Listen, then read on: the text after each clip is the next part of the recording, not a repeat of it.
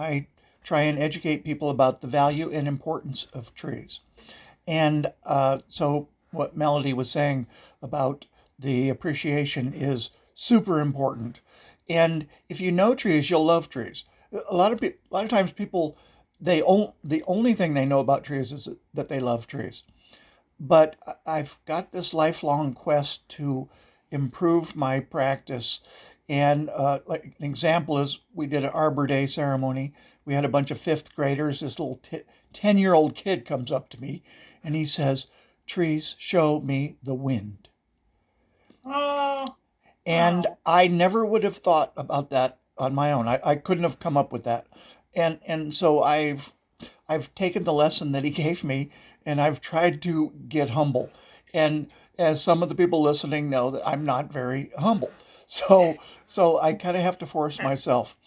And however, when I see obtuseness in public servants who are conflicted and who are being pulled in many different directions, mainly by the almighty dollar, they think that a tree is worth more dead than alive. And that quote came from one of the people on this meeting, Steve Zemke. So, Steve, thank you for uh, educating us about the mercenary nature of people and how they will compromise their love of trees over the almighty dollar. I noticed on your agenda that it says 10 minutes Q&A, and I would rather just have you guys jump in and have the Q&A in the during, because I do want to, the main thing I wanted to talk about is how to inspect a tree. But if there's a particular thing that you really need to know, this is the time for you to just say it. So I'm please. I'm actually looking at a website called Arborist Now Urban Forestry, and there's a visual here. Do you want me to share this page? And Oh I'm just yeah. looking for something that might help you with your talking. I don't want to presume that this is going to match what you're going to talk about, but Oh yeah. Yeah. By all means, all right, I'll just share it. And then if you think it's silly, then I'll take it down. if you have great web links and resources, fantastic. So the screen says we know what a tree is, but there's no precise definition. Right. And and so this mystery of life, a good example is when my son was in high school, his science teacher, sent home the books, and the book had the photosynthesis formula, the chemical formula for photosynthesis. And it said exactly how photosynthesis occurs. There's only one problem. Photosynthesis can only occur in the presence of the spark of life. So they know all about photosynthesis, but they don't know how to get it cooking. And so we do have this human arrogance. There's a little bit of anatomy there, but the internal structure of the tree is not super important to us because we don't have Okay. X-ray vision. So Right. I have a 5-step inspection protocol, which is very easy. And if you want to have a green thumb, you're going to need these 5 things, starting with number one, the where the tree enters the ground, it gets wide in a flare or a buttress, and uh, it branches out just below ground into roots. So the main thing that you really need to look at on a tree is what's happening below ground, because a tree is actually not living in the air. A tree is living below ground. It's kind of like the stomach of the tree. It's the digestion of the tree. And if the tree doesn't have adequate nutrients in its root system, it's toast. And it is a very delicate balance. So the main thing that a tree really needs is for us to keep our mitts off. We cannot modify the soil environment of a tree. I mean, we can try, we can inject chemicals, fertilizers, and bug killers, and growth retardants, and all kinds of hocus pocus. But if a tree is planted in a place where the landscape design can allow it to live for 100 years below ground, and there is enough sky for it to grow into, it will be just fine without any help from man, which is what an old growth forest consists of. So that is number one. So does anybody want to contribute or question the method of inspecting what's happening below ground? Yeah. I Yeah. want to know more about that, how you do that when it's Well, below ground. you use your imagination. And like, for example, I said that the tree flares at the soil line. It widens out. It tapers wider. If there's a tree that goes into the ground vertical, like a telephone pole, chances are soil has been put on top of those roots. And that tree is what we call buried. And if you have a tree that's been buried, then the oxygen cannot go through the soil and down into the roots, because there is this compacted layer of soil sitting on top of the root system. And of course, everybody knows that trees inhale oxygen, burn it, and exhale carbon dioxide, but chlorophyll cells don't do that. And of course, I'm going to just jump into this old thing about how they lied to us when we were in 5th grade, and they said that trees give off oxygen, and trees do not give off oxygen. It's Oh, okay. They don't. A tree gives off carbon dioxide after it burns up oxygen that it inhales. A tree is not from Mars. It's not this creature that is not understandable. It's just like me and you. You inhale oxygen, you burn it, you create heat, and you create energy. Well, when they call the trees carbon sinks, what are they referring to then? They're referring to the process of photosynthesis. So the photosynthesis occurs out on the tips of the leaves. And many people think that trees are dormant in the winter. They're not. If you were to take like a cherry tree that has super thin bark, you can scrape away that with your thumbnail, and right underneath that bark you will see a green layer of chlorophyll cells. So the bark is kind of translucent on younger trees, on certain types of trees. And the sun gets through there, and that tree is functioning in a kind of a state of suspended animation at a very low level. So our understanding of tree biology can control what we do to trees. We can know what we can get away with. We can muddle around in the roots. So after we kind of look at the root system of a tree and see if it's been disturbed / ruined, disturbed soil ruins the root system of a tree. Then the next item number 2 on our green thumb is the trunk. And then the trunk, of course, has the plumbing system. And not only does it have a plumbing system, it's also the foundation of the tree, and it holds the tree upright. The next item up is the branches. And then I'll just jump ahead, the twigs and the leaves. So looking from the top down at a tree, you would start by inspecting the foliage, look at the twigs, look at the branches, look at the trunk, and then look at the base of the tree where the roots are. So you really need to look at the leaves, for example, from across the street.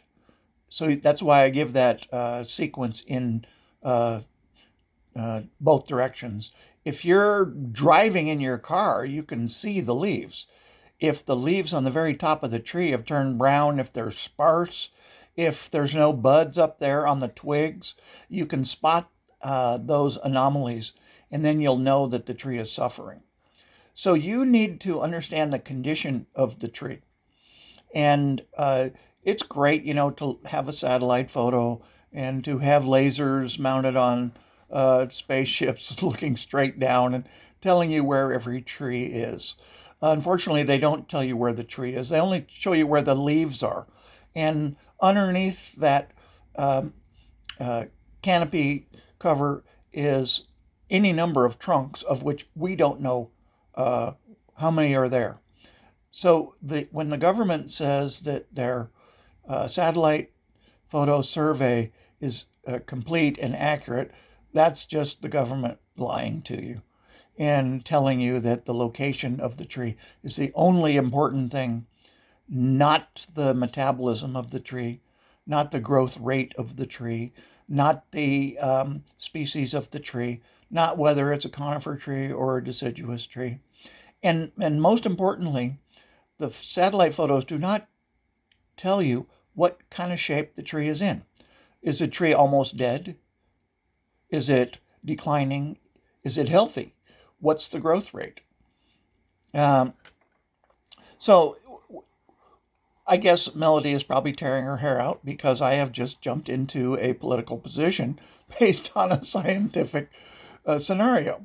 However, you need to have a lot of hats on. You need to be able to understand the condition of the tree. You need to be able to understand the type of tree, its species, its cultivar, its genus, and you need to know how big the trunk is. Sometimes we will pull out all the stops and we will get the microscope on a tree and we'll start to write an arborist report that has extremely specific detail about a tree. And these arborist reports you will commonly find in your building permit applications.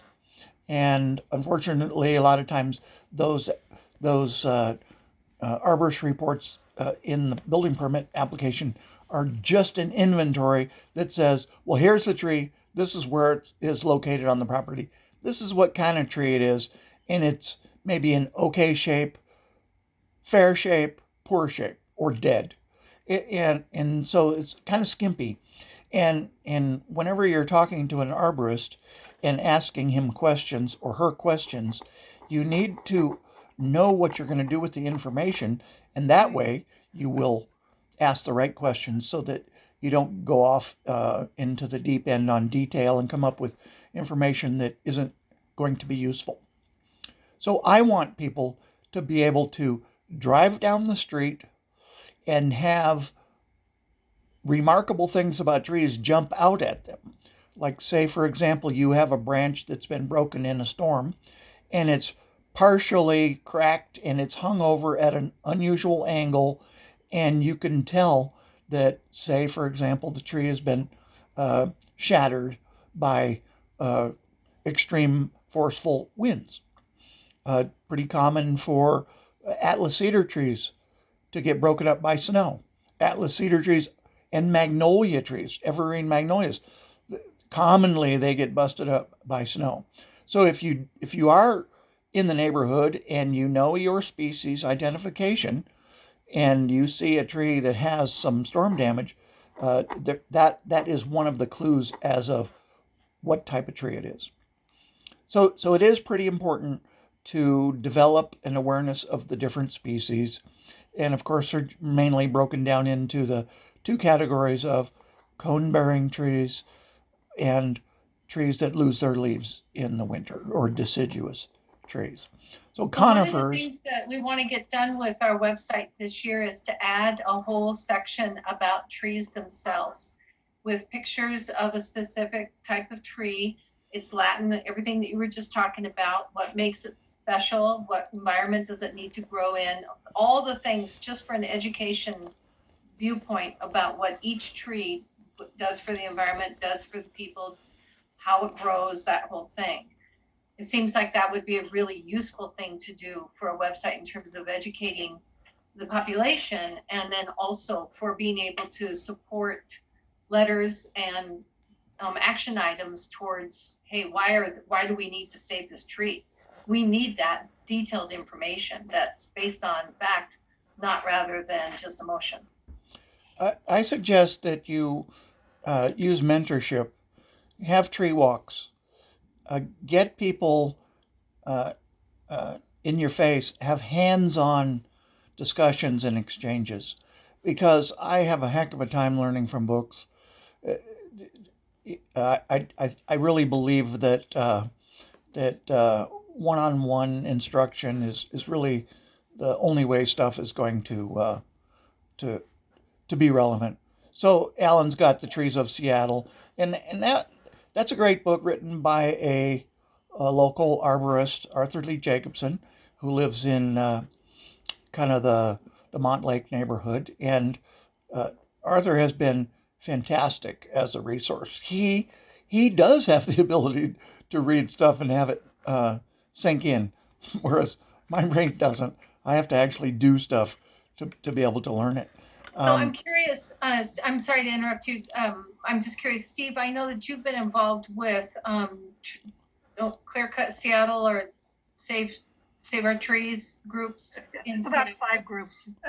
Okay, so I know that you've been involved with a lot of groups, and I know that these tree walks, I've seen them advertised through the Seattle Parks Department in connection with these tree groups. Has those proven to be a positive thing? Are they well attended? Do people get something out of it? What is your experience with that? Oh, I can't hear you. You got to unplug. You're muted. There you go. Hey, yeah, they're very popular. The city actually, the Trees for Seattle has a number of them on their website where you can get either audio or you can get a map and walk through neighborhoods and identify the trees. Certainly doing it with people. The last 6,000 group has done that a number of times, looking at the large trees and going into neighborhoods. Don't Clear Cut Seattle has done it a couple of times. It's very informative, and having someone like Michael or Stuart, who are arborists who know their trees, right, give you a lot of information going through. They're very helpful. Great. Okay, well that sounds like something that we could embrace as well. That's an excellent idea, Michael. Thank you. Thank you, Steve. I have a question for Michael. Michael, this is Kathleen. Can you talk a little bit about stands of trees and the importance to the trees? Sure. But, Steve just introduced Stuart, and Stuart, maybe you would want to be the guy to jump in and talk about the associations of multiple trees in one group. Does that sound like something you'd help us with? Are you there, Stuart?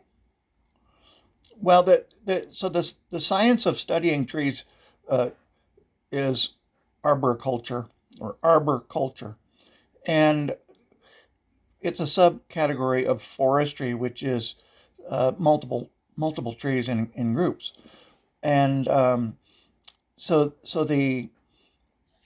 the specificity in arboriculture has allowed us to get this microscope out and focus it on a tree. Unfortunately, a lot of times in a building permit application, if we're looking at a particular tree, it's kind of like a little kid with a magnifying glass burning ants. The attention drawn to the tree, it results in the bulldozer coming in and taking that tree out because of the soil area is worth a couple $100 per square foot. And if you could imagine, a square foot is this big, and it's worth $250 in Seattle. So the amount of money of the entire root system of the tree, it can be $20,000 for a large tree. And so you're talking about topsoil. I'm talking about real estate. Oh, you're talking about the actual square feet. I was thinking you were talking, because I've heard that what they do when they do construction is they take the topsoil off and sell it. No, that's a different concept. Okay.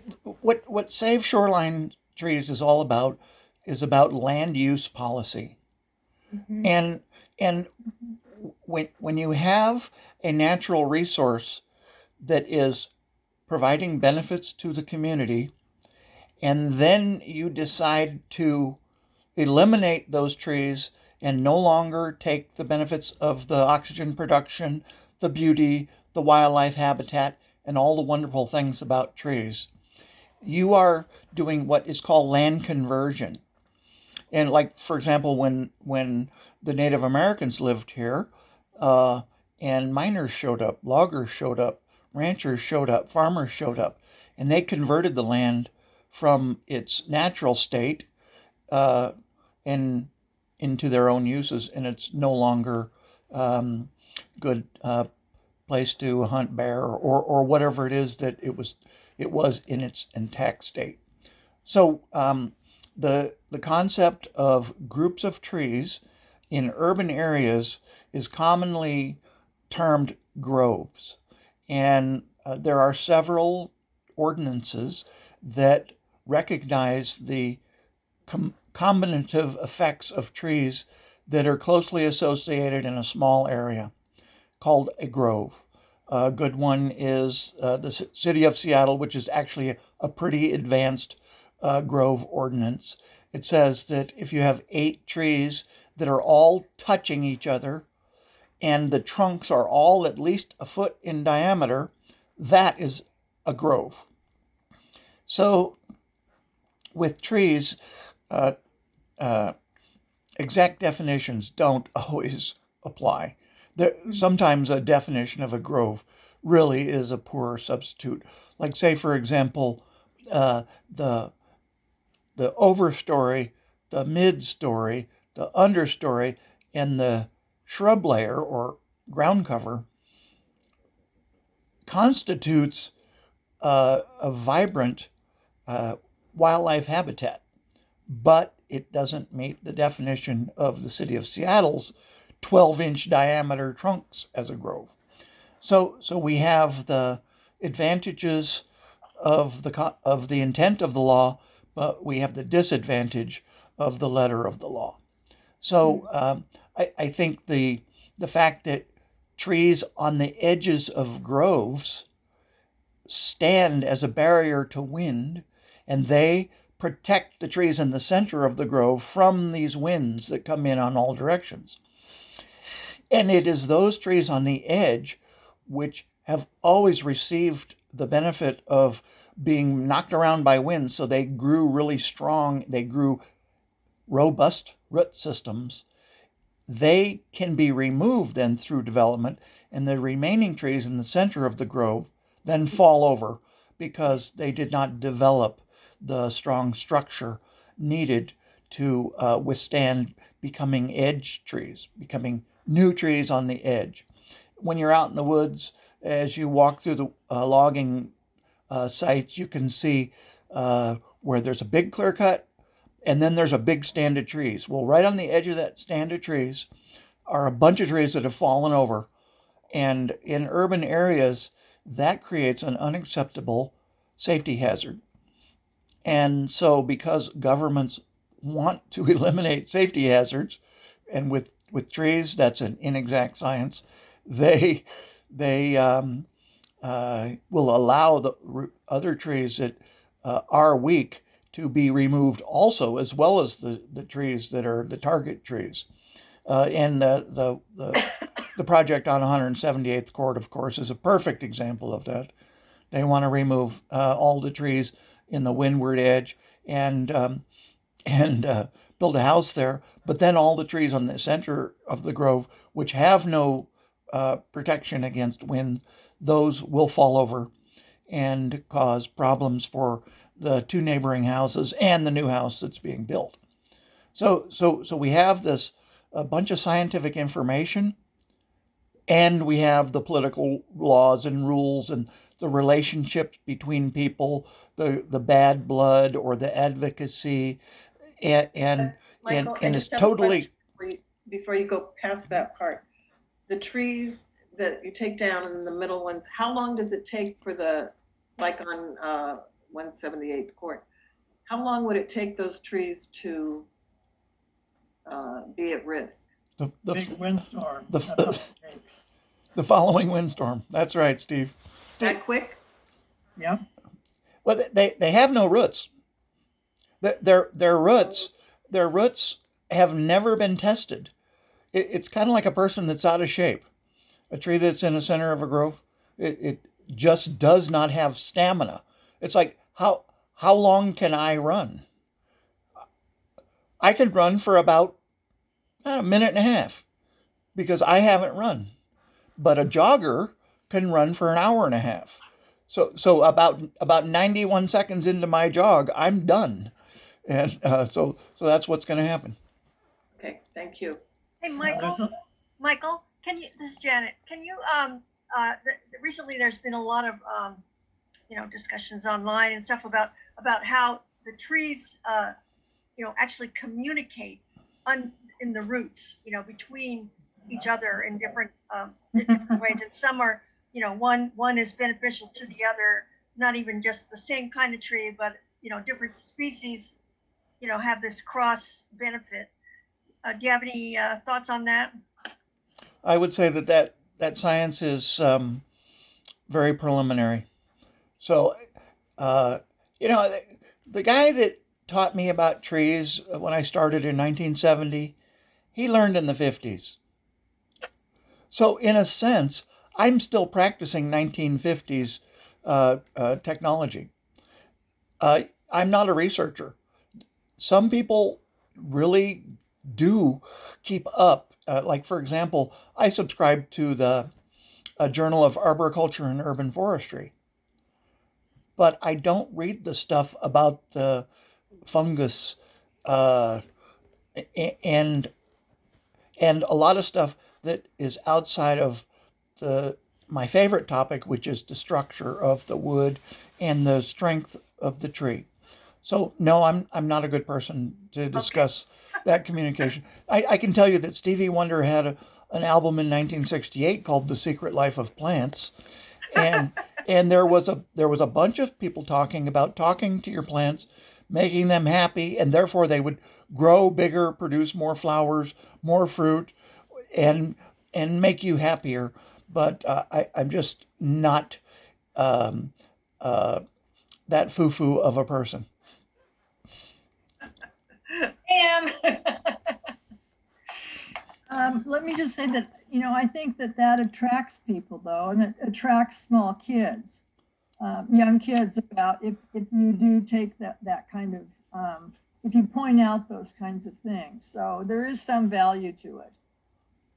I mean, it goes down to the interrelationship between, the plants and the animals. That's where I sort of get to the whole thing of quote, the urban forest. That we had that discussion in Seattle when we set up the Urban Forestry Commission, was some people approach it exactly as your start started with, let's look at the tallest trees, the biggest trees, we need to save them.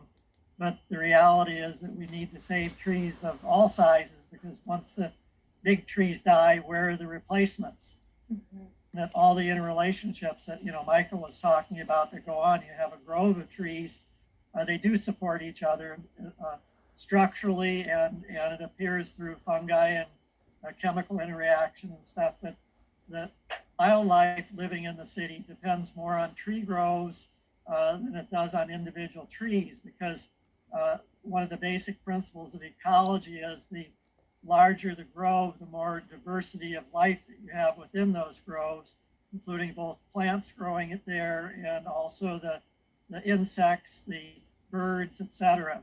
And they're at different levels. One of the things when we were doing the Ingram High School, trying to protect that grove of trees, there are birds, just as Michael said, at each of the different levels. There's some birds that just live at the very top of Douglas fir trees, for instance, and others that live in the middle, and others that will live down near the ground. And then there are those birds and wildlife species that are on the ground. Same with the plants. That part of how we were able to save the trees at Ingram was we were able to point out that it was actually an uncommon plant habitat. It had an association of trees. It wasn't just the Douglas fir trees that were there, but there were madrone trees, there were cedar trees there. And one of the ecologists that was involved at the time, that I had taken pictures of the different plants, even though they had mowed the area, they hadn't mowed everything down. And he looked at the different plants that I said, and it wound up being that, according to King County, that was an uncommon plant habitat. and that was how we were able to save most of that growth. So can we replant any of those uncommon plants elsewhere in Shoreline, like everywhere in Shoreline?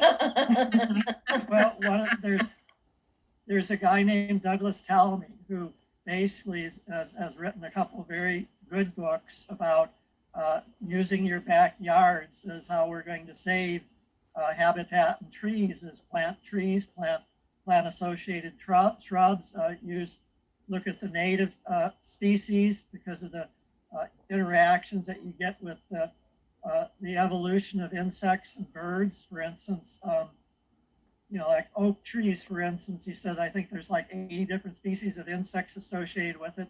Well, they're the insects that are associated with the birds that are associated with that tree or that habitat area because they've co-evolved together. They live off specific insects, and for birds, those insects are very critical depending on the tree species. That about 95% of what they feed their young are insects. It's not the seeds and stuff we put out for birds in the backyard.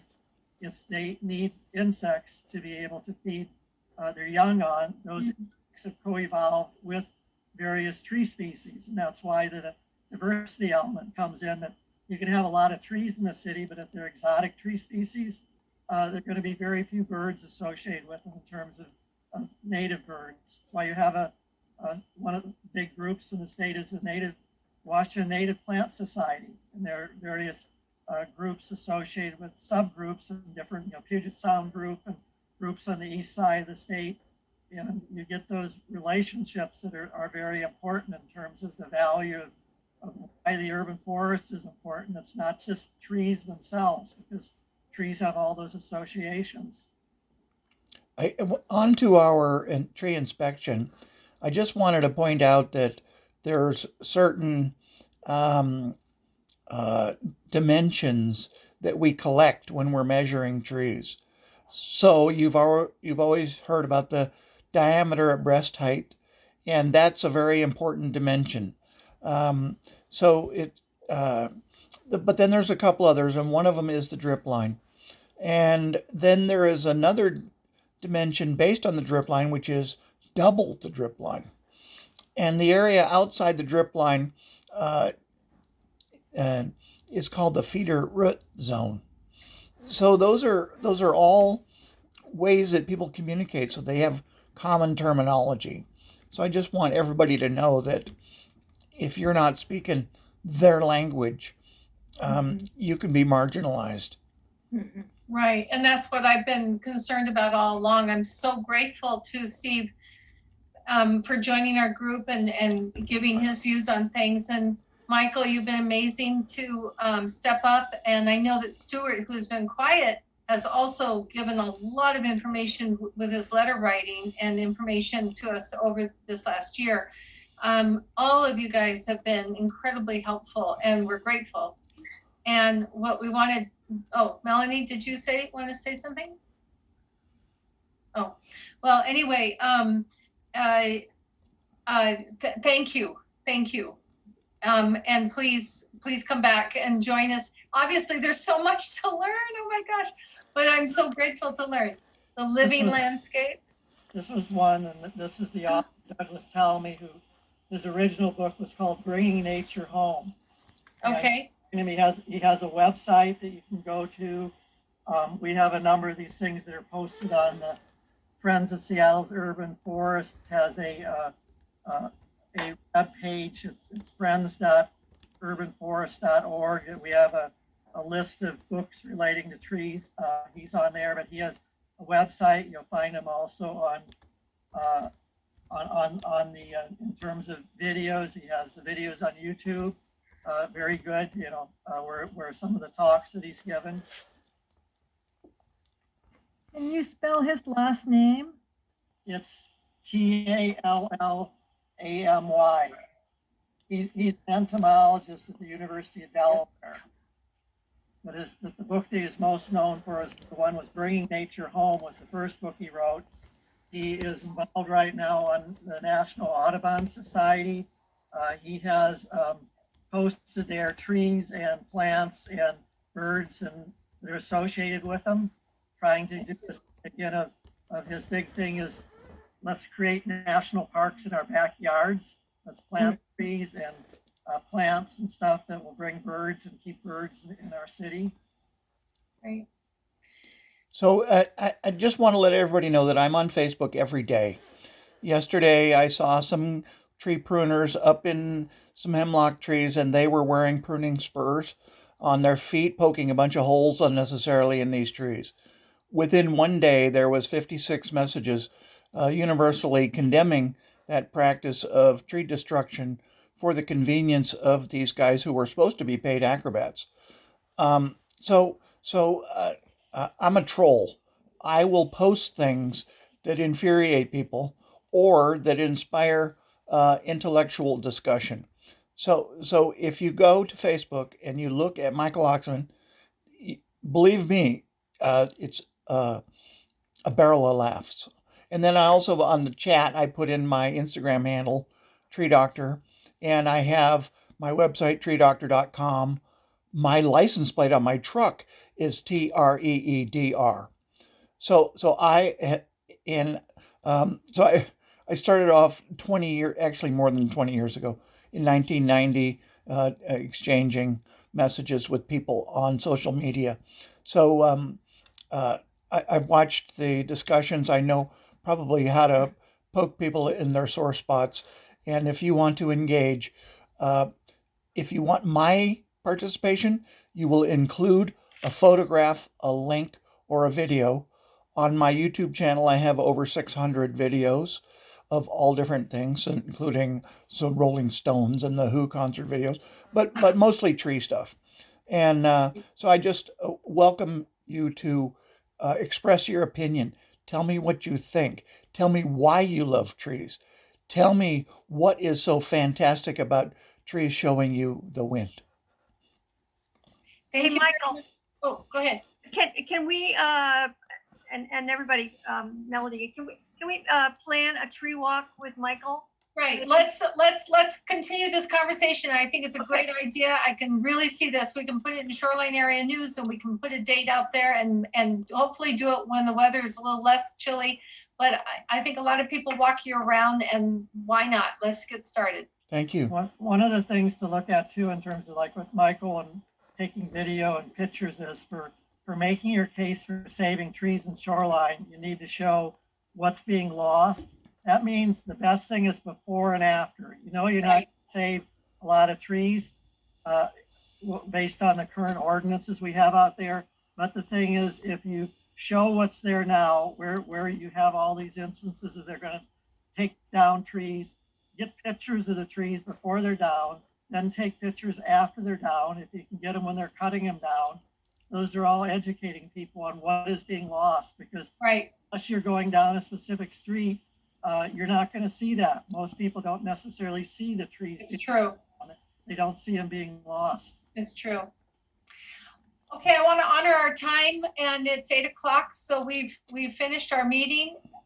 Thank you very much, everybody, for coming. This has been a very well attended meeting, and again, thank you to Michael Oxman and our guest Steve, and our new members, Alan, coming on board. Thank you. It was great to see you, and Stuart, thank you for being part of the group, even though we didn't hear from you. I'd like for you to be a guest speaker as well, and I know that you're possibly still listening, but regardless, thank you for everybody. I need to give you one last plug, if it's possible, and that is that there's a bill in the legislature that's relevant to you and all the other cities in the state, and we have a link on it on the don'tclearcutseattle.org website.